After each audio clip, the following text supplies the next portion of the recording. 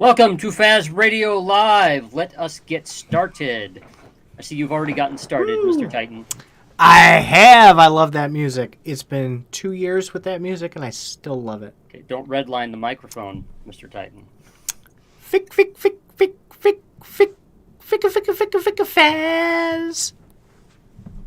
Okay. I'm having a good night. It's Friday night, man. I'm excited. I got a good weekend coming up.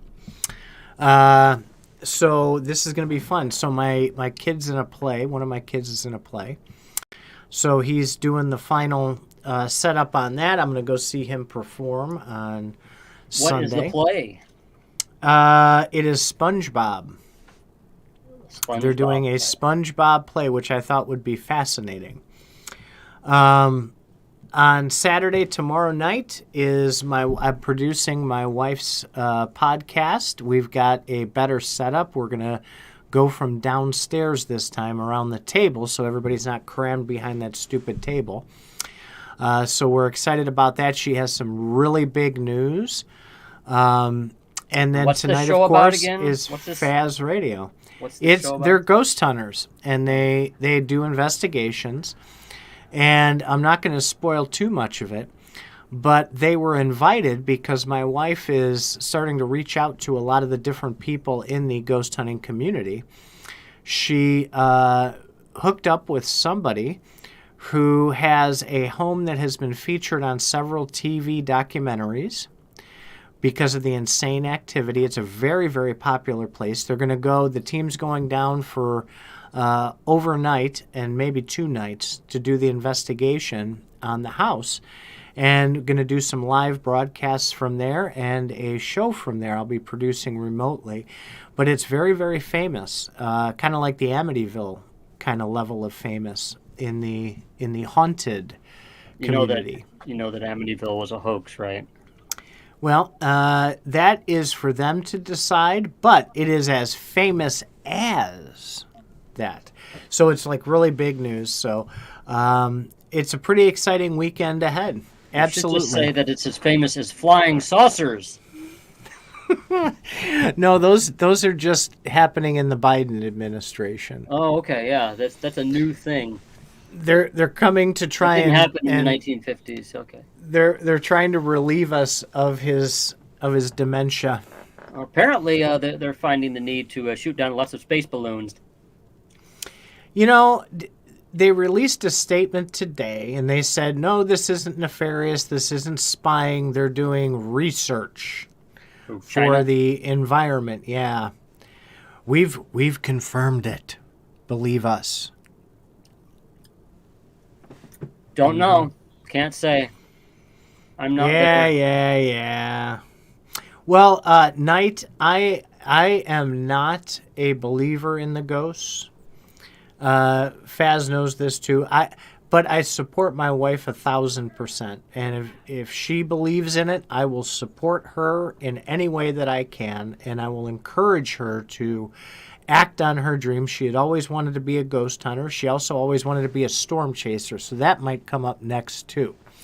So it is 1,000% just support for the wife. I'm not a believer either. They haven't even convinced me over the years.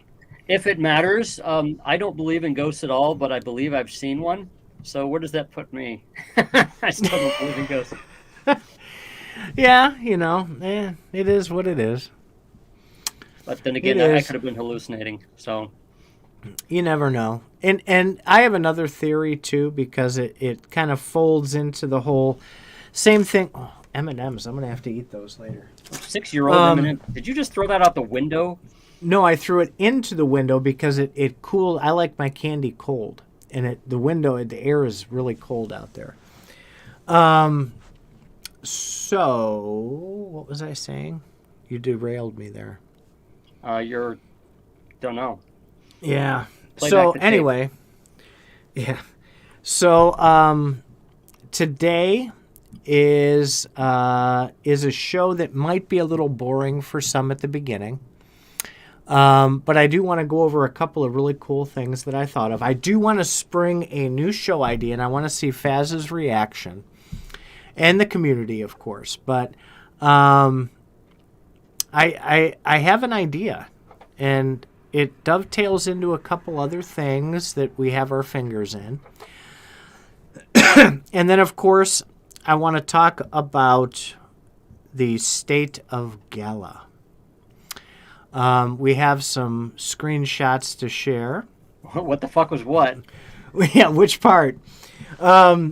So I threw my M&Ms into the window to cool off. I like my candy cold. My daughter is the most generous person on the face of earth, and she's not a big fan of M&Ms, and she brought them up to me and said, "I know you like M&Ms." And I said, "Oh, that's very sweet of you." You like them cold? I like all my candy cold, like Reese cups, my Rolos. I get my wife, I'm on this Rolo kick. I hadn't had Rolos in, I don't know, maybe 15 years. And over the holidays, we were at the in-laws' house, and she had these candy dishes filled with Rolos. I started feeding myself. I put them in the pocket of my hoodie, take home. So she buys me these giant bags of Rolos now, and I keep everything cold. I like candy cold.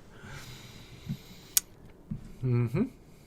All right, are we done? Are we going to talk about like crypto shit now? We might.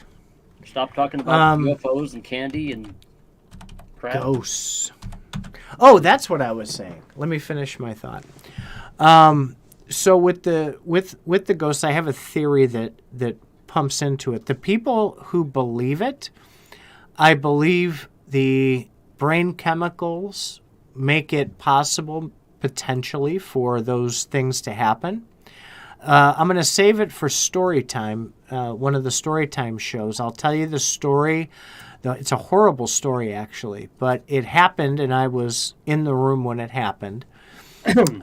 So story night, we will go through that. You'll have to help me remember the ghost story on. Well, it's not really a ghost story. How about I tell my ghost story on story night, since I don't believe in ghosts. We can do. I experimented on my ghost. We can do that. We'll do a ghost night for story night. Ooh. Perfect. You could rebroadcast on Halloween. Okay, are we done now? Yeah. Now this time we really are. See, now I got to go back and I got to change my timestamp too. So I inconvenienced myself as well as you and the community. All right. So first of all, I do want to bring this up. The Ledger Stax is about to come out, right? They're telling us March it should start rolling out to the pre-sale people. It will go full live for the rest of the world on April, I think it was 6th, I want to say that I saw the article. I'm pretty sure it was April 6th.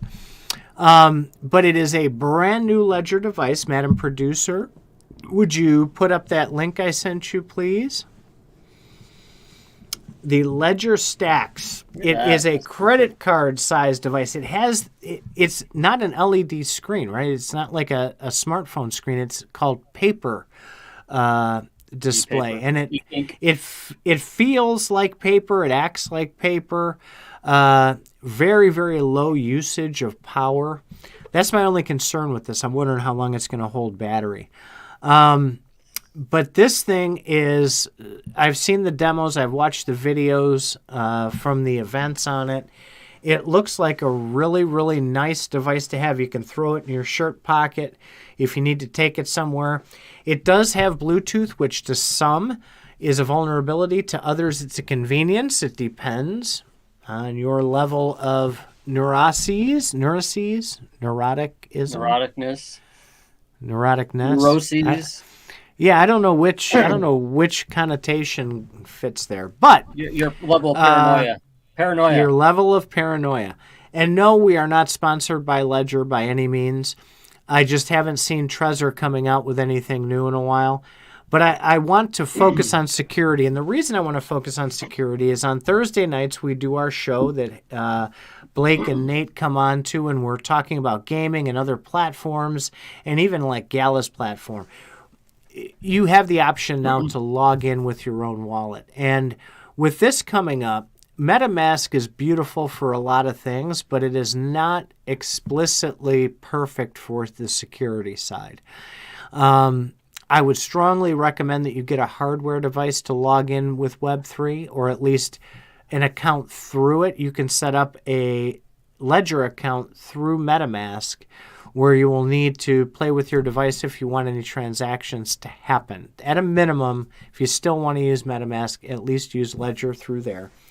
We're coming into a time period where winter is not only potentially ending, we're seeing some signs of life at least, and if there's another pump, or even if it's a fake one, people are going to be jumping in and itching to get back into tokens and NFTs.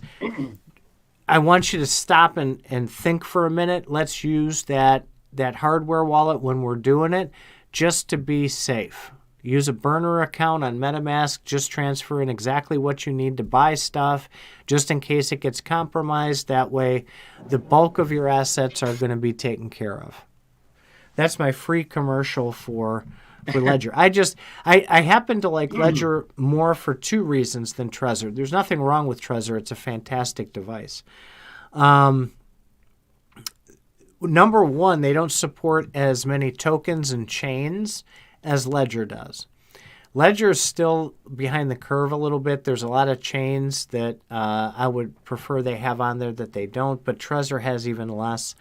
And number two, it has the fancy little color screen, but it's kind of a bulky device, and it doesn't seem to integrate with the phone as well as the Ledger did. That's the only reason I chose Ledger to begin with. It wasn't because it had better security or different anything. It was just convenience and high level of security. I chose it because it had better security. Well, I mean, you could argue both ways. The guy who cracked the hardware wallet on YouTube cracked a Trezor, not a Ledger. So yes, that was due to a problem with Trezor, and you if you have access to the actual device, then you can get the key. Now, it's theoretically possible with any hardware wallet if you have access to the device. I say theoretically because it's the way they design it. It makes it. I mean, if you actually try to get the information, it will erase it. So it's theoretically possible with any hardware device, but you really have to know what you're doing electronically. Well, the way that he did it, do you remember how we went over that night that we saw the video? How is the security better with the Ledger? You actually don't have. There's no way that they can display the key to you. I mean, that's really it. However, the Trezor actually would store something that you could actually grab. That's my understanding how the Trezor had a hardware issue. Yeah, with the Trezor, he actually shorted it. And there's a millisecond where when it shorts that it reboots itself in like a millionth of a millisecond, right? And in that extremely short period of time, if you time it just right, what it does is it unlocks and relocks the key store in the Trezor. And he tried it. He let it run for a day and a half. It reset itself. He shorted it out like it was crazy. It was like 1,200 times before he got the timing just right with his AI program that he had loaded on his computer to where it pulled that data out of there, and he had the private keys yanked out of it. So unless you have a very sophisticated setup like that guy did, he was a computer expert for like 20 years. And the actual hardware key itself. You got to have the device, and you have to. He wouldn't show what you had to do to short it either, so you'd have to figure that out. You'd have to be smart enough to figure that out, and what amperage and what voltage you need, because it has to be at a certain thing so you don't fry it. I mean, the guy burned through like, I think it was 15 Trezors, because he would short them out because he was putting the wrong power settings to it. If you don't do enough, I mean, he had oscilloscopes and everything else going. I mean, this was like complicated. This guy really did a good job cracking it. I'm glad he did, because it brought up a vulnerability that they can try and fix now. So that is my free commercial for Ledger. Get any hardware wallet. I don't care if it's KeepKey or BitKey or any of them. Just get something. They make it in the picture like you're going to order 7 of them and stack them like books. Yeah, probably not. Well, here. So what I'm going to be doing, and my wallet and crypto earnings will will dictate it. What I'd like to do to make it simple on myself is I would like to get one of those for every year, and at the end of every year, dump my tokens on it, and then put it away with a marking of what year it is. That way I know for capital gains, if I wait at least 1 year before I touch those, I'm only paying a small amount instead of ordinary income. It'll also force me, having it away from me, to not fiddle with it. So I would like to do that. All right. We'll see if the budget holds up for it, though. So what's your next subject, sir?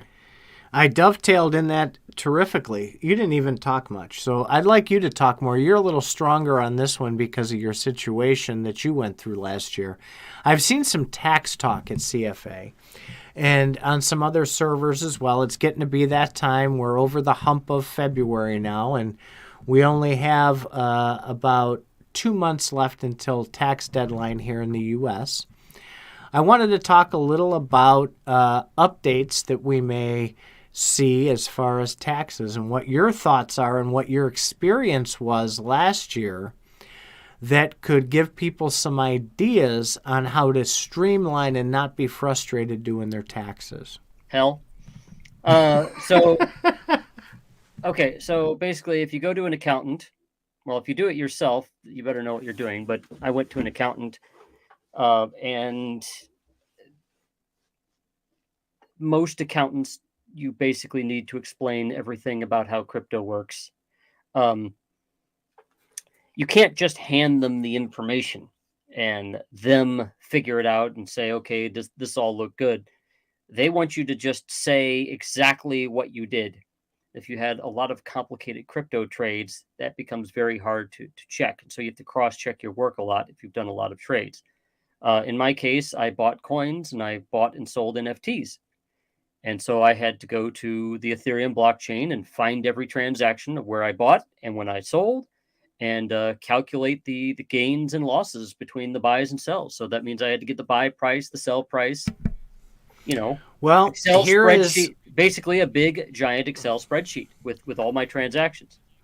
And so you used Coinly for a lot of that, well, but let me. what I was going to prep you for the part because people are probably going, why the fuck is he using a spreadsheet?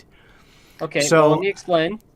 So you can use a tool like Coinly, Koinly, Coinly.com or .io, I don't know. And you can give it your wallet, and it will find your crypto transactions, your crypto. Whenever you've transferred stuff in and out of wallets, you can point it toward exchanges, and it can read all the transactions in the exchanges. However, each exchange has a different way of doing things. Some you might need to import their records. Others you can connect to the exchange, and then it can pull the records. Each exchange is slightly different, so you need to hook all that stuff up.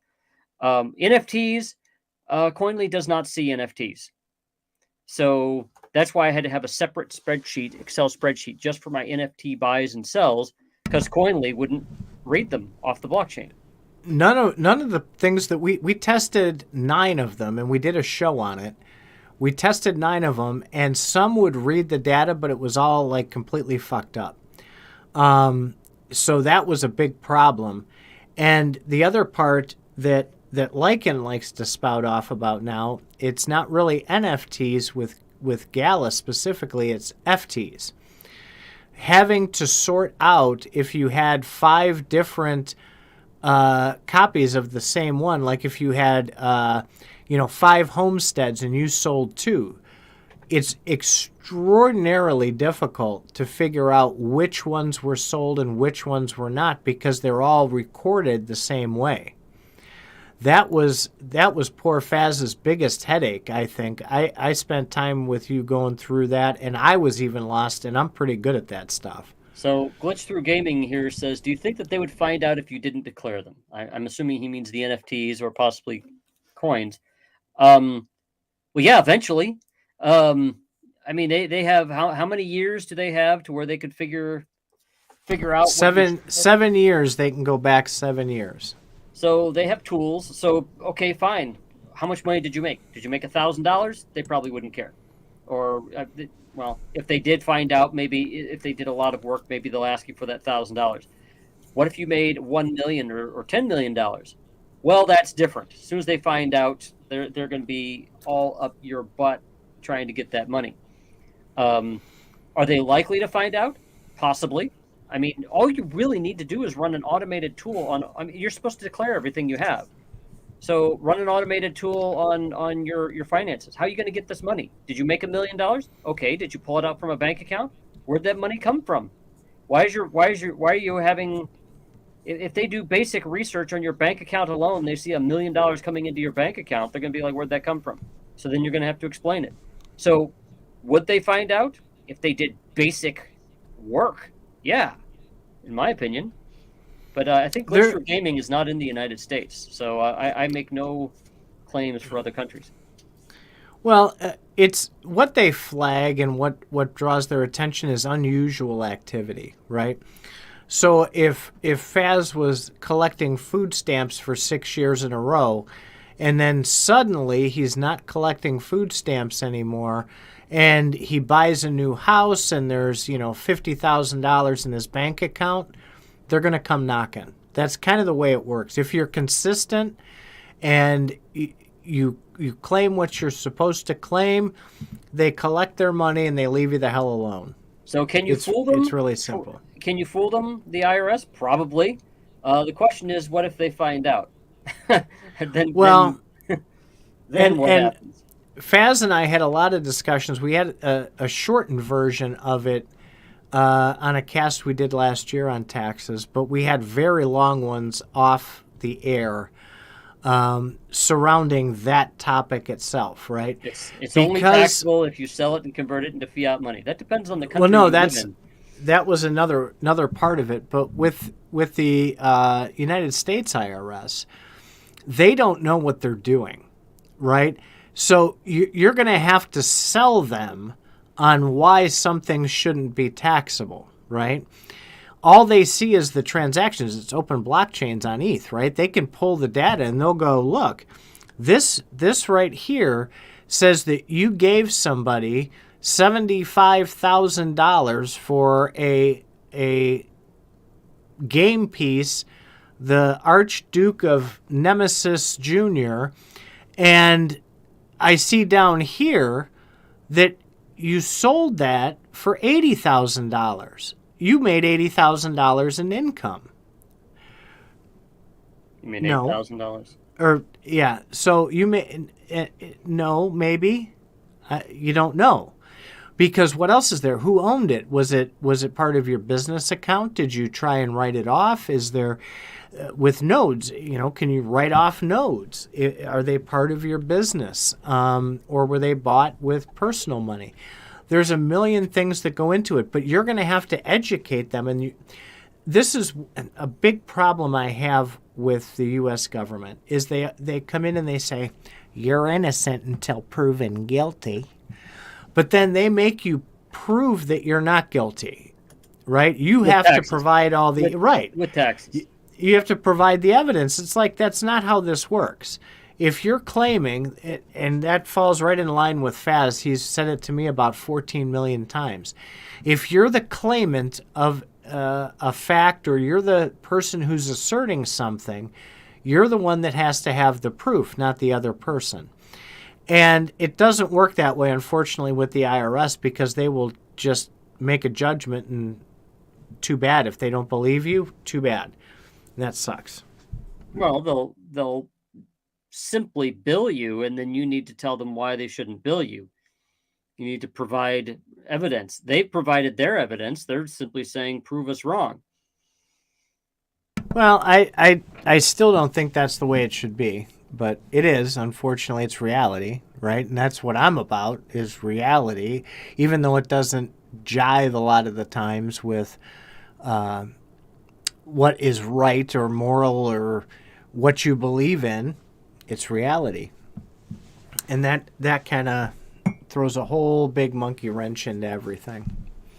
What are two of the top things you would tell people about taxes this year that could save them 2 headaches? That could actually save them. Well, I was going to say, you're fucked. That's the first thing. I don't know if that'll save them anything. Learn how to export from Etherscan. That was huge helpful once you did that. I built a spreadsheet for all my NFT transactions, and so what I did to Etherscan is I went to each one of my wallets, exported CSVs, and I converted those imported those CSVs into Excel. Then I went and did the little addition, and you organize the records. And actually, I organized the records, and then actually I wound up putting them all into an Access database and then running queries off of it. So that was a bit much because I know how to do databases and stuff. But ow, mute the next time. Thank you. Sorry, that one came out of nowhere. But yes, you can do all that stuff in a spreadsheet. I just chose Access database because it made it easier to present. So yeah, learn how to export things from Etherscan. That would be number one. How about number two? You are responsible for everything that you report. If you have an accountant, the accountant is not responsible. If you get you're going to need to check your work. You're going to need to understand how your trading works. If you have really complicated trading stuff, there are people that can help you, but you're going to be paying them tens of thousands of dollars. So if you've made millions of dollars, that might be okay. But you are still responsible. And there's no paperwork. It's not like you can get like a 1099 from somewhere and it'll just give you all the information right up front. So you need Perfect. to actually understand how blockchains work. So my 2 tax tips is if you have something complicated, I know we like to FOMO a lot in this industry, but if you have something you think is going to be complicated, I have a spreadsheet that I log everything in if it's going to be complicated, right? So if I know that, for example, if I want to buy a Miranda's Temple and I want to sell 3 of my Townstar NFTs in order to raise the ETH required to go get my temple, as I put them up for sale, I'm marking when I put them up for sale so I don't forget about them, and when they sell, I'm marking it and the cost and everything else, because Etherscan, when you download, like Faz says, it clumps transactions, right? So you have to be able to weed through that and pick yours out. And if just by chance other transactions like that, similar transactions are happening, it can really drive you nuts. So I try and mark something that's going to help me remember down the road that, hey, I sold these 3 NFTs, I took those assets, because it'll give you a cost basis error in a lot of the software. I use Coinly also. It'll give you a cost basis error because it can't figure out that those 3 sales equals the amount that you're spending on the other stuff. So you can go into Coinly and manually reconcile that so that you don't have cost basis errors. So if it's just a simple transaction, I don't bother. I just let it flow in. But if it's going to be complicated like that, just mark it down in a spreadsheet. Number 2, absolutely try all of the different tax software that's out there. Last year, I filed with TaxBit. It gave me the ability to have the least amount of errors for what I did. I didn't sell a lot of NFTs. I had just a lot of movement. I did probably 900 of my 1,500 transactions that I made last year were just moving wallet to wallet. And some of them were to new wallets that I hadn't imported yet. So it was giving me all kinds of errors. You know, you have to go through, is this mine? So as you get a new wallet, enter that data. Try the different platforms, see what works for you, because some are easier for people to look at than others. Those are my 2 tax-saving headache busters.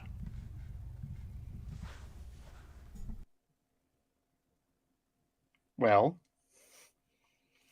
we're waiting. Well, I was hoping you would entertain the masses while I caught up on the chapters here.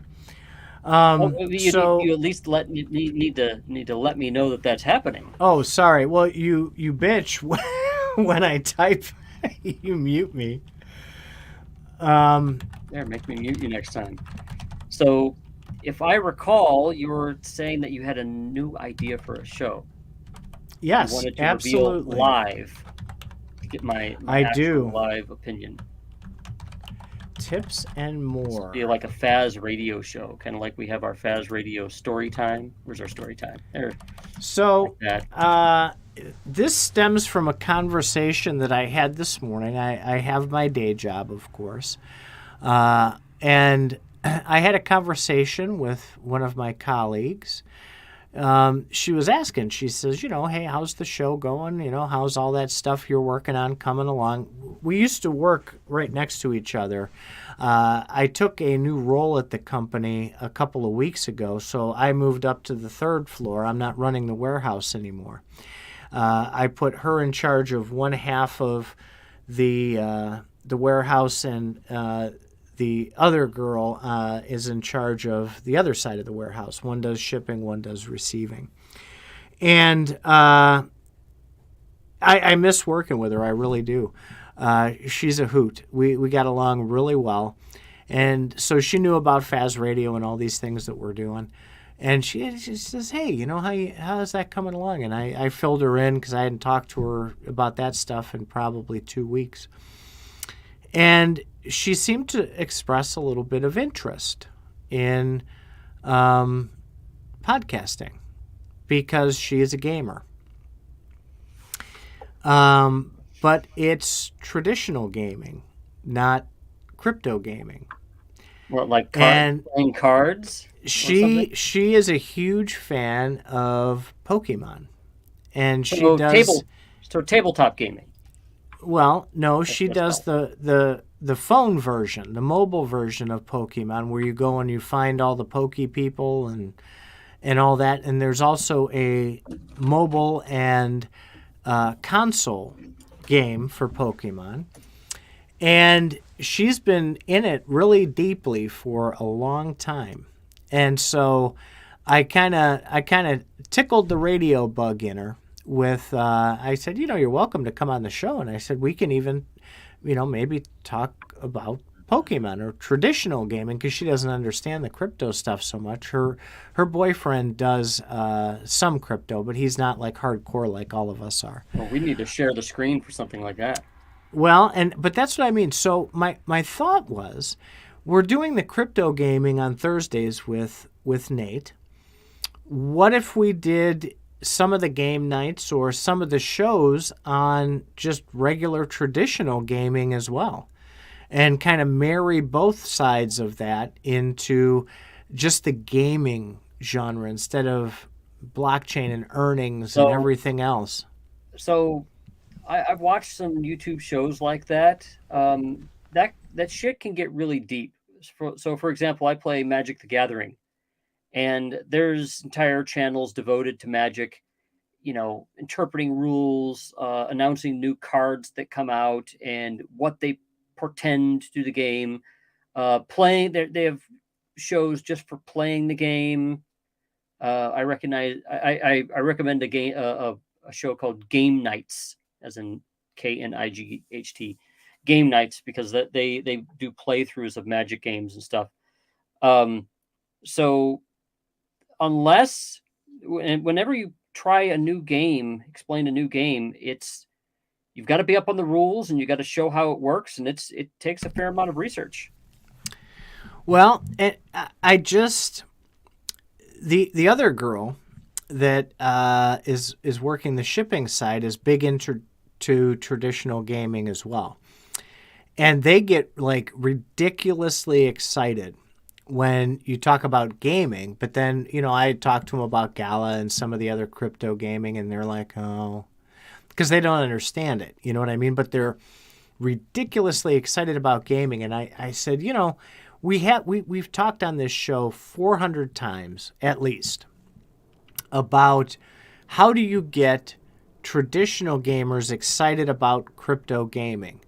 So I thought, after I had that conversation with her this morning, I went upstairs and I said, I wonder if we could do just we have game night, but it's all crypto games. What if we did game night and sometimes we did traditional gaming, and what if some nights we did blockchain gaming and we could join the traditional gamers in their games and they could maybe do some blockchain gaming with us on those game nights?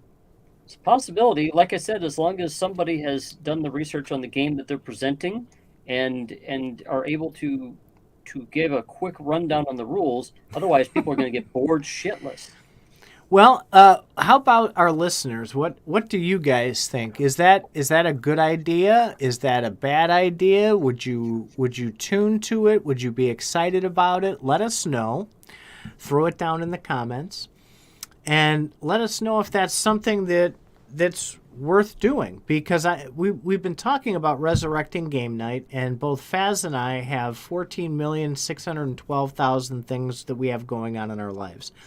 And we have to be very careful when we add shows, because that does throw a monkey wrench into the routines that we're used to. So we want to make it worth it. We want to make it engaging, and we want to make it so people will be interested in watching it. If it's something you don't think you'd watch, let us know, because we'll change it, right? And we'll bring the content that people will listen to, besides the stuff we have going on now, I mean. So speaking of some of the millions of things going on that I do every day, one thing that I did today is I got a letter from BlockFi.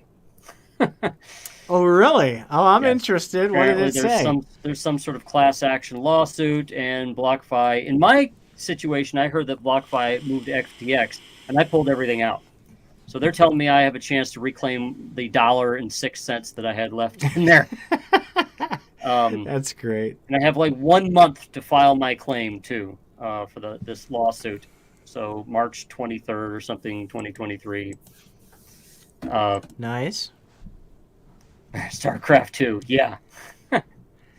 Well, we talk about how to bring gamers in, but you see already that Glitch is excited about a game. Zorro's excited How about gaming these in people general. that are excited about the games? They bring the games. Get Glitch Through Gaming to come on here and show us StarCraft 2.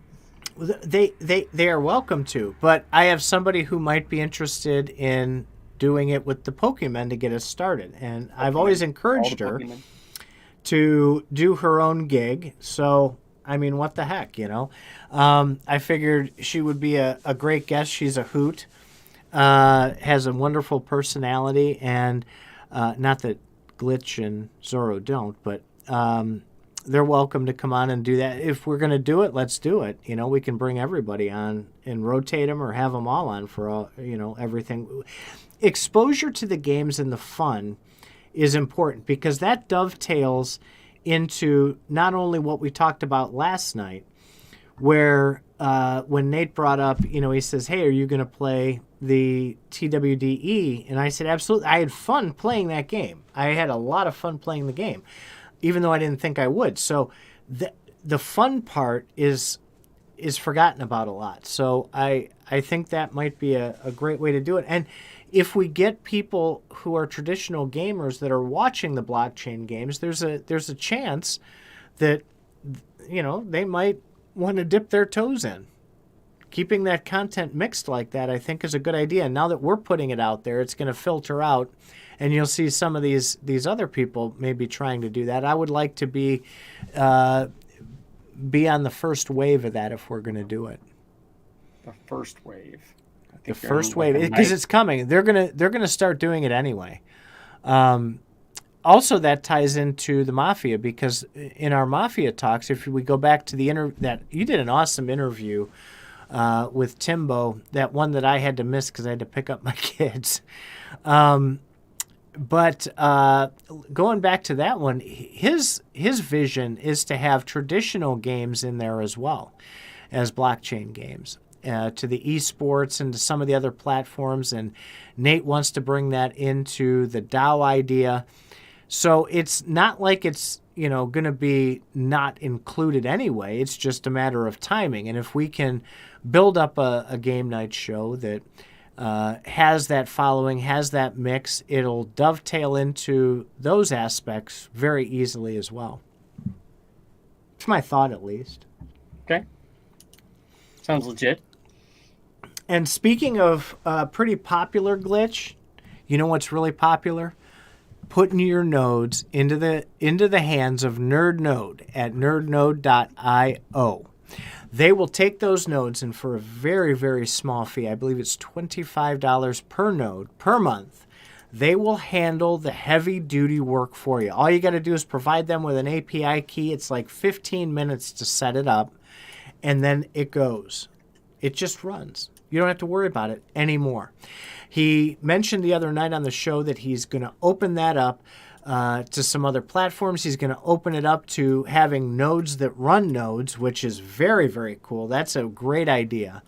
I'm pretty excited about that. And the more nodes that I collect, I'll be looking into that. Faz is currently utilizing those services at NerdNode now, and he isn't complaining. And he's a big whiner, as you all know. So I think it's a good idea to check out NerdNode, nerdnode.io. There you go. Cool. There you go, Glitch. Absolutely. Those API issues. And I just got a push email this morning from Gala that 3.2.4 is out, which means usually the first week when those updates come out, it's glitchy. So if you're not going to be around to make sure your nodes are running so you can collect those tokens, get over there and let them have the headaches. They tell me they have Tylenol and they wash it down with whiskey. I think that's really why Nate has all that whiskey, is because he deals with the node issues every day. So do we want to talk about crypto going up recently? I don't know why. We can all guess. There's probably 1.5 million reasons. I think people are starting to test the waters getting back in. I think people are hedging themselves. I know I am, and I talked about it the other night. As all the 10 million little shit coins that I have, as they start to come breaking even or going into a little bit of profit, I'm selling them right away. And putting that money into the projects I'm buying in lower now.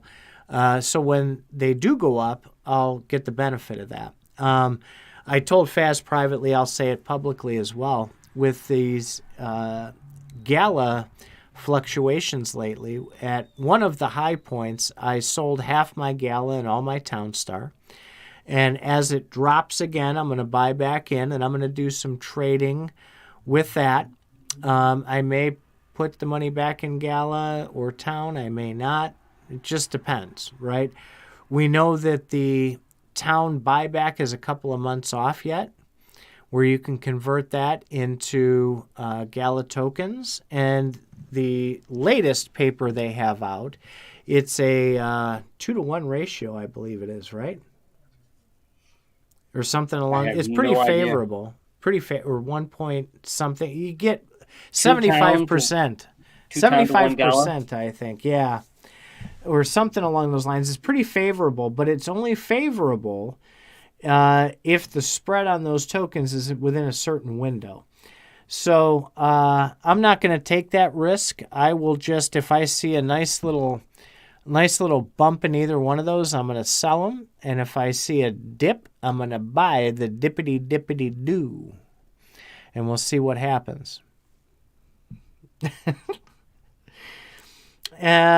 What about you? What do you think the pumping? Do you think it's for real? Do you think it's not for real? Is it what? My only observation is I've seen, Gala's down to like 4.7 cents. It was up to like 6 cents when Bitcoin was up at 20,000, wasn't it? I mean, it seems to me that Gala is draining somewhere, and maybe people are selling Gala and buying Bitcoin with it. That's kind of interesting. The only thing I buy now is Bitcoin. I put a substantial chunk of money into Bitcoin every month. You mentioned. Sorry, go ahead. No, go ahead. You mentioned something about Gemini last week because I was like, what the fuck's going on with Gemini? Let me. I'm going to find the tweet, but they settled with Genesis. That is news. You're right, and I can't because I'm on. I had money in Gemini Earn. Twitter loaded. I had money in Gemini Earn. I had quite a lot of Bitcoin actually. I mean, not a ton, but noticeable amount. They reached a decent settlement with Genesis with the bankruptcy proceedings and such that they're going on, and apparently there's going to be substantial relief for people. I want to say I don't have Twitter on this loaded yet. It's a new computer over here. So I can't pull it up myself, but I was pretty excited to hear that. Gemini sent me an email as a follow-up as well. Hey, we got exciting news. We're getting there. So they leveraged what resources they had, and it's looking very favorable at this point that a lot of those Gemini Earn people will see a decent-sized chunk of their money coming back. Good. Now, the question is, am I going to get my Bitcoin back, or am I going to get the cash equivalent to some points? I didn't see anything in the documentation about what it will be. I had my GRT there, for example, all of it. So that'll be interesting to see if I get that back. I just want my Bitcoin back. I don't want the cash. Right. Glitch. He says if Gala pumps to $1, you're going to cry. No, I don't think Gala's going to $1 for decades, if at all. Decades.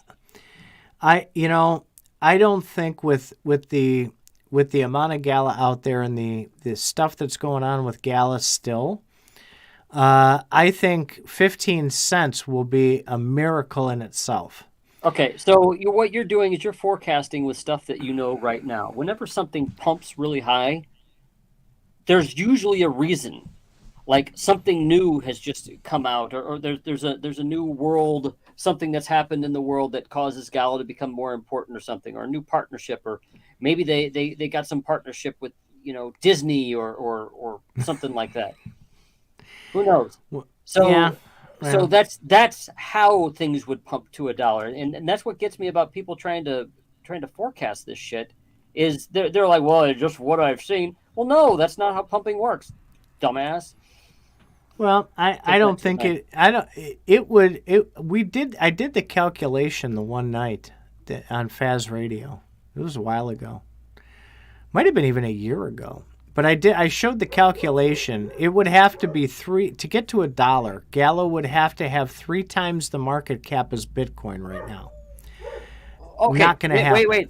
Bitcoin right now. But what if Bitcoin was at $1 million? I mean, if Bitcoin goes through the roof and all the bots start trading all the coins, everybody's market cap is going to go up, because then a lot more money is going to go into the market because everybody. So even that is kind of a BS thing.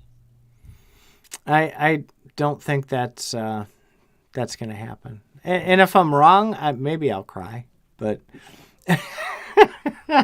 I don't see a snowball's chance in hell. I really don't.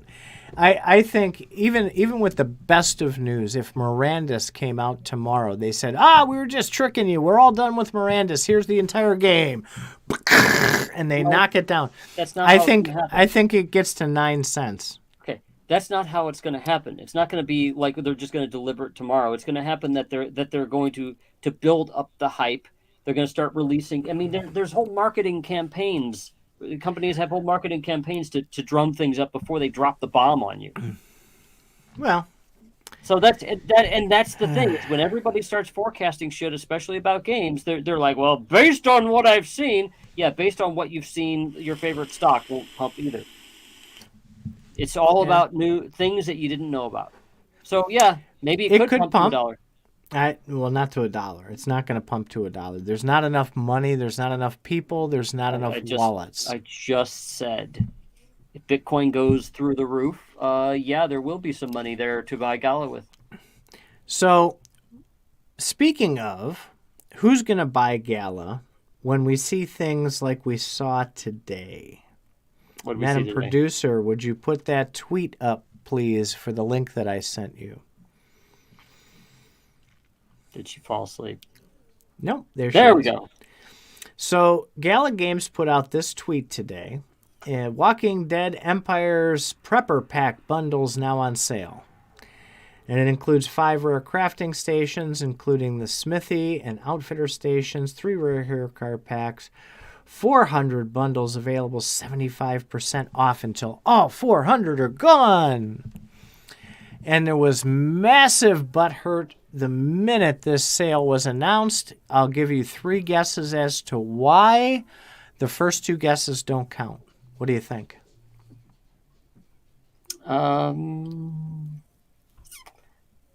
I don't know. I don't like this game. The crafting stations that are included in there with the 75% off are stations that were previously sold for 4 times the amount to early adopters. Okay. That created a giant amount of butthurt. And that set the wheels in motion. But what was more concerning to me was what we saw in the comments section. So, Madam Producer, if you would kindly scroll into the comments section a little bit below there. Can you see those? Hello. Maybe she did fall asleep. I think she did. Oh, because to quote, maybe. Hello, Madam Producer. Are you with us? Can we move this? I don't think you can. She did. She actually fell asleep. Yes. So The Walking Dead, let's go down, baby. Hey, that's You're kind of a straight. cool thing. Go back up. Go back up. Use that scroll wheel. So can we make this bigger? Control plus it a bit. Okay. This is the sentiment of people who are looking at Gala. Now, mind you, if you look at that tweet right there, right at the top, 712 comments, 2,000 reshares, and at this point, 20.9 million eyes on this. If you start scrolling through these comments, it's absolutely ridiculous that everybody is like, that's ridiculous. And they're just beating the snot out of Gala. The sentiment for Gala right now is absolutely horrible. No trust in the game anymore based on the comments. It's a joke. The prices are insane. Yeah, pump Gala to make your NFTs. Not calling them NFTs. Smart move. You go through these comments, and 90% of them, yeah, at those prices, it's a big no. Would consider it at 3,000 Gala scam. Why so much money? This, folks, everybody keeps asking the question, why aren't players coming to Gala Games to play on their platform? You're seeing it. Gala's trash. You should be ashamed of working for such. This is what the game. These are gamers, people. These are gamers that you're trying to attract to spider tanks, that you're trying to attract everywhere else, and this is getting millions of views. And this is what people, especially gamers, thinks of Gala.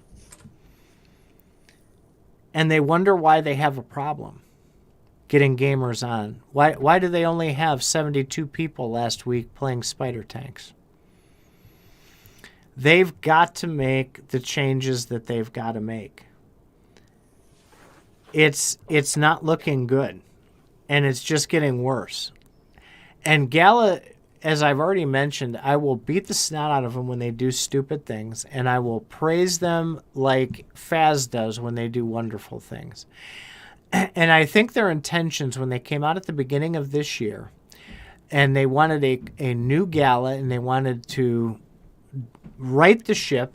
Bitbender spent over an hour on his Sunday when he could have been spending time with his family going through the Thune list, which he shouldn't have had to do in the first place. That's a whole different story. But he did that to help us solve that problem. And he said there's a new gala going forward. They released a roadmap, which is the first time. Now they made it fluid, which are pros and cons to it.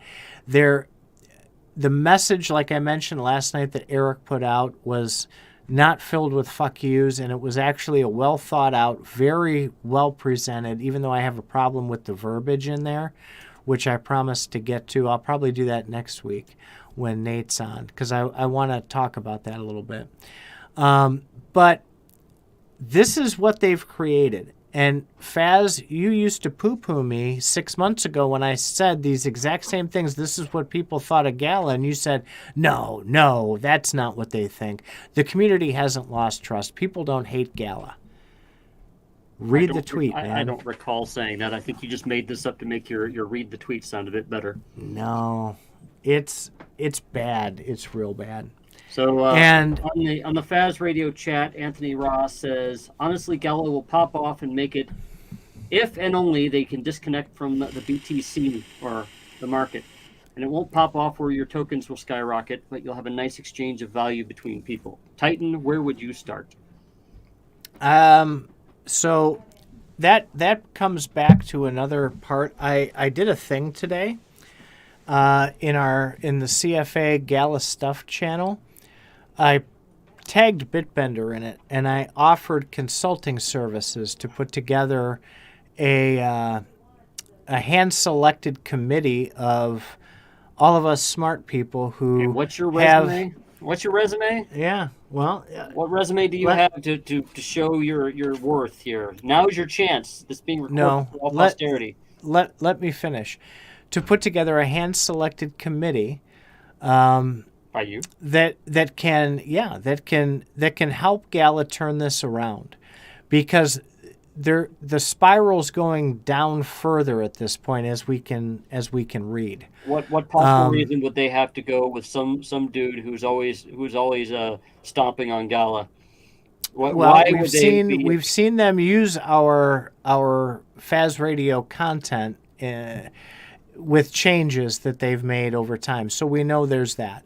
We know that they've taken ideas from OMS. We know they've taken advice from, I think they even took some of Anthony R.A.'s ideas. They're just not implementing them correctly, and they're dropping the ball on how they execute it.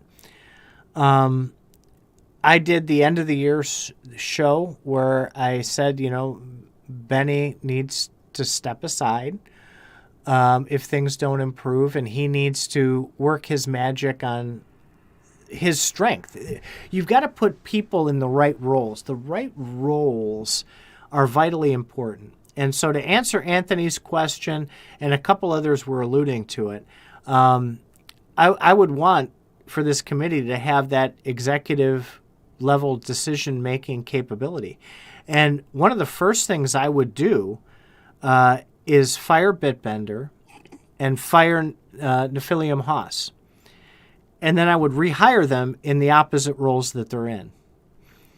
I think Bitbender would do a far better job being the community guy, the guy that interacts with the community and brings things to the table and has the power to take action. And I think Neff, his ideas, because I've talked with him privately as well, his mind, his thoughts, where he's at, where he feels that the blockchain gaming should go, are spot on. And I think putting the right people in the right roles and changing everybody. There's so many people. I could sit and list off everybody. Zorro and Glitch, especially Nate, Blake, you. There's ideas that we could put together and help Gala get their dream and not totally turn the community into a giant ball of shit like they have. So I see the best you can get with this idea as being somewhat of an advisory committee. I can't see you seriously, from what you're saying, be seriously considered for this idea. They don't have to. They don't have to. I'm offering it up. You're literally a talking head on a podcast who thinks he knows better, who has no idea how to run a $1 billion company. Okay. The best you're going to get is you're going to be chief stooge on a committee that can suggest things. Well, that's not acceptable. And then they probably won't accept you. Okay, then they don't. Then they don't, right? Let me make a prediction. They won't. Okay, let's move on. Okay, that's all right. I mean, I'm hearing this incredible inflated head, thinking that you can just be like, I know what I'm doing. I'm a mail clerk. I know how to run your $1 billion gaming company. Oh, do I play games? No, I don't play games, but I know how to. I can tell that you're doing a bunch of wrong shit. So let me get some of my people together, and we'll tell you how to run your company. First, I'm going to fire this guy, then I'm going to go fire this guy, then I'm going to switch their roles, rehire them back up, and then you're going to tell these people what to do. You're going to tell these people what to do. Go fire that Eric guy, and then we're going to do this. You sound like a fucking crank, dude. They're gonna end up in a really bad spot if they keep going in this direction. Yay! They're already they're on the precipice right now, doused in gasoline, and a person is walking towards them with a lit cigarette.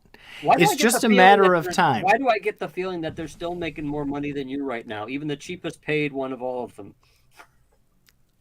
That's horrible. Why would you say that? That's terrible. Look, our community has put together some fantastic ideas, plans, and just. I'm fine with the advisory committee suggestion of mine. No, because they're not going to listen. If there's not skin in the game, they're not going to listen. Well, then they're not going to give skin in the game. You've given them no reason to. Then they don't. Then they don't. No reason. And we watch more tweets go on like this, and we're going to be standing here holding these NFTs, holding these assets, and nobody's going to come to the platform and play them.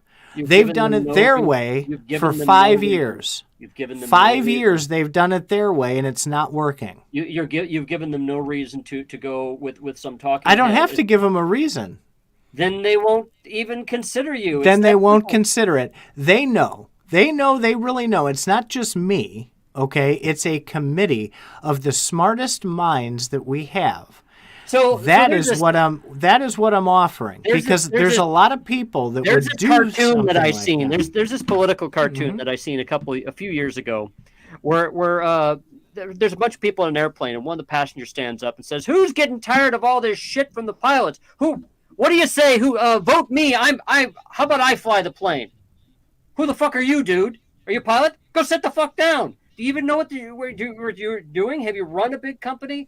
I mean, it's that simple. Just some people coming in saying, I know how to run your company because I see your tweets and I see your sales go wrong. That's not going to do it. I'm sorry to say that. Oh, my God. You know what you should do? You should apply for the job of marketer over there and then show your mettle. Actually get some things sold. Maybe that's a good first step. But no, you're not going to seriously be considered by anybody. And for you to say, well, then they just won't. Yeah, no shit, Sherlock. So, okay. See, this is the difference, Faz, is there you have ideas as well. And they don't take a lot of that stuff seriously. They pull the best parts of those ideas and they use them, and then they don't credit you for putting that together. And I've heard that from several people so far. If I've expressed an idea on this show, I'm a dude with an idea. I'm not actually going and pricing this shit out, and I'm not actually going and doing the work to make sure that the marketing works. I'm not then going and looking at the cash reserves. I'm not looking at the database and suggesting how the economy works. I'm not doing all that stuff. So who the fuck am I? I'm just a guy with a suggestion. That's as far as you can get, whether they agree with me or not, or whether they steal my idea or not. I'm offering unsolicited advice. Of course they can grab it. Now, what might be better is if I were to offer my advice privately, but yeah, good luck with that. They're That's the point. This is supposed to be about the gamers, and it's supposed to be about the community. And they talk it, but they don't act it. it's about I'm their, asking it's about them their to act interpretation. it. It's about their opinion of what they should do for I'm the surprised you don't support something like that. I would support an advisory committee because there's no way that you'd be taken seriously with your idea. Okay. We'll see. And somebody prove me wrong. I mean, somebody tell me that any asshole on the Gala Games Discord can be taken seriously by them if they were to all band together and get all their right ideas together. If every single Gala fan were to band together, seriously, they take you seriously? That's kind of bullshit. I'm about to sneeze here. So you're just going to sit by and let the dumpster fire burn, huh? Sit by. This isn't a representative government. This is a private company, dude. I mean, this is like me having a problem with Nike shoes saying, well, I'm just not going to sit by idly and watch them fuck up the next year's shoe models. I fire that fucking basketball player that's hawking what they have right now. He's got a drug problem. Yeah, shut up, Grandpa. Sit down before you fall down. Wow. I think people like us have a lot of good ideas, but we don't have enough information and introspection into their company to know whether it can be pulled off or not. That's not being a Gala apologist. That's being a realist. You don't know enough of what you're talking about. You're literally asking them to let some person who disagrees with them all the time, with no real resume in that area, to trust this guy with the keys to the kingdom when they have no track record. So just from a business standpoint, tell me why I would hire you if I was Gala Games. None of them have a track record in blockchain gaming. Well, it sounds like you said they've been doing it for 5 years, so they must have a 5-year track record. And look at where we're at, yeah. Go read that tweet again. That's where they're at. After 5 years, that's what they have to show for it. They're making a whole lot more money than you, so I think they're doing pretty well. It's that simple. They're still making money. How many employees do they have? Do they have 10 employees? Is that when you say where are they at? There are hundreds of employees. This is about the community. This isn't about Gala Games. This is about the community. And the people who have been around for 2, 3, 4, 5 years, who have poured their hearts, their souls, and their money into this, and they're watching it burn. That's what this is about. It's not about... I've heard this same tired excuse for every game that's out there. You got to listen to the community. You steal ideas from the community. The community. Fuck the community. Okay, they're there to make money, and they will tell the community what they want to tell the community, just like every other game does. Now, you occasionally have people, companies that will listen to their community, but it's a very hard job. It takes a long time. It takes a lot of research. It takes a lot of money to listen to the community in the way that you want. And so I'm going to say that they're not going to do that unless you can somehow show them that you know more than what they do. It's just business. Okay. It's out there. If they want it, they can have it. I like. What else you got? I like Quintarelli here. Of course you do. You know what they say about opinions. Mm-hmm. Yeah. I'm just trying to be realistic in a very showy way. Okay. Uh-huh. I'm trying to think of any other product that I buy that I would suggest that I run their company for them, or that that their community run the company. What Whirlpool dishwashers or Whirlpool ovens? Hey, your ovens stink. Look at your tweets.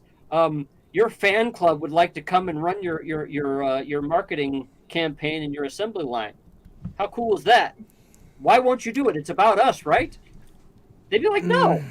That's apples and oranges, buddy. If you can find a way to get them to listen, I will cheer you on 100% of the way. But to grandstand on something like that just makes me wonder how you even think that you'll be taken seriously. That's all. So wonder away. I'm wondering. I just offered up a good, compelling argument, which is, Okay. what's your resume? That's It it. doesn't matter what my resume is. Then they're not gonna. It's the resume of the entire community. It is not my resume. Then My so you think specialty, you think that's a compelling argument? The my community has a big specialty resume. is people and putting the right people in the right role. Who's going to organize this community? What do you mean? Who's going to organize the Okay, community? if the community's resume is important, who's Right. what drummer is all the community going to march according to? Who's going to We're organize not marching to a drum. We are, for lack of a better way to put it, a DAO. We are a collective group, a fluid group of people. So this will be like herding cats. Okay. Yeah. Keep going. Okay. Right. No, So I'm if just trying to if find the structure that you're inventing on the fly here. if that's the way you're going to look at it, I'll make you coffee boy in the company. How about that?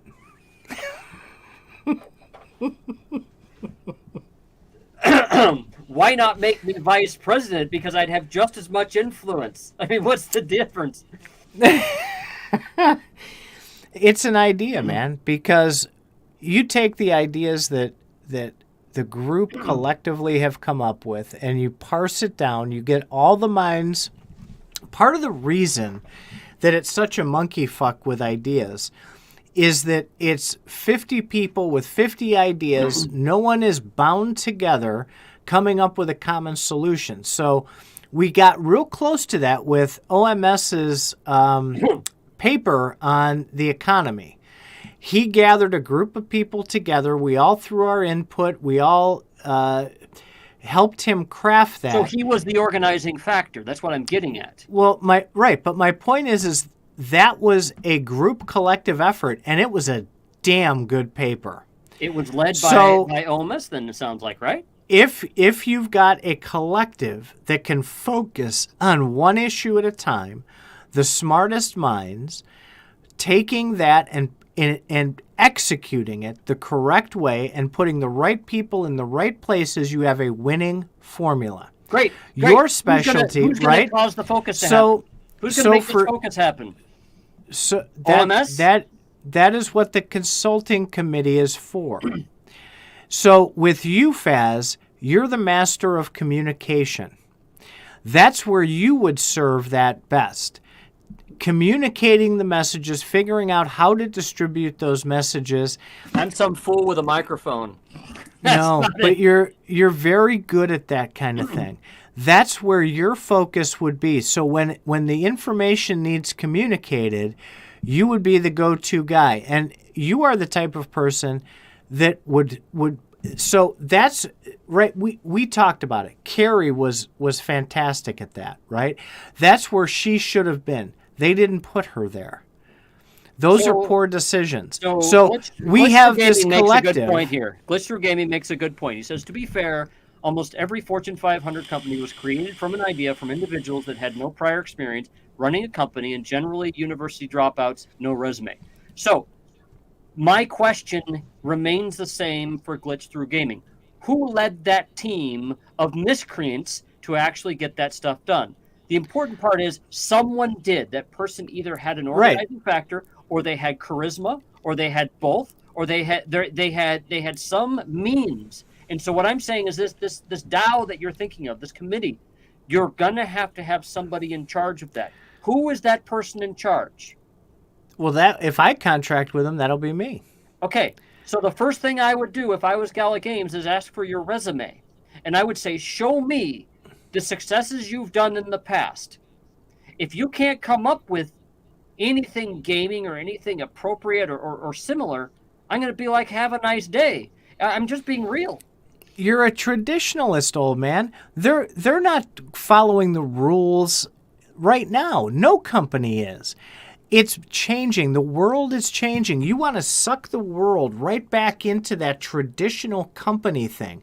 You want to suck crypto blockchain gaming back into traditional I'm still gaming looking for models. a compelling reason that they would listen to your non-traditional. The whole reason they're failing is because they're trying to run it like a Web 2 traditional gaming company, and that doesn't work in this space. Okay. That's what and that's what you're saying right now. I'm pointing it over there instead of over here. You're suggesting all of these old school ways. Well, if it's not on your resume, young man, and what university did you attend to get the useless knowledge there that qualifies you to bullshit? It's a group of people who know what they're talking about. Not what they say, and that's what a resume is. Your resume shows what you do, and if you can't show what you did, bye-bye, Felicia. It's that simple. Great. Show me what you've done. Oh, you can't. Here's I can show here. You want to know what I've done? Okay. I've gotten positive engagement and positive comments. I don't get comments like you see on that Twitter. That's what I've done. Okay, how many tweets have you put out compared to Gala Games? That's what I've done. Compared to Gala Games, how many tweets? I got, if you remember, you got pretty butthurt when they nominated me for president of the world. I didn't get butthurt. That was something that you said. No, that was a comment from the listeners on that show. Okay, fine. That was fun. Yay, you get people to like you. So liking you doesn't mean money. We don't have to keep arguing about this. It's out there. We'll see if they bite. If they bite, great. If they don't bite, you know what? We've given it a shot. Because there's unfortunately they've created this divisive atmosphere where it's the community against Gala. They're trying to change it, but obviously by what we're reading, that isn't working. Uh-oh. The power go out? Yeah, the power just flickered. You're running I don't know what's going on. That was weird. So we'll see. We'll see what happens. Well, we've gone a bit long, and we provided a nice little argument for everybody to talk about tomorrow. And maybe somebody will make it into a short and put it on Twitter. And we'll see. Maybe they will make you look like a star, and then you are maybe they'll put some music behind your words, and you will sound like a charismatic leader, and they will elect you president of the world. Because, God damn it, people like you. I'm good enough. I'm smart enough. That's right. Gosh darn it, people like me. All right, so here's what I'm going to do.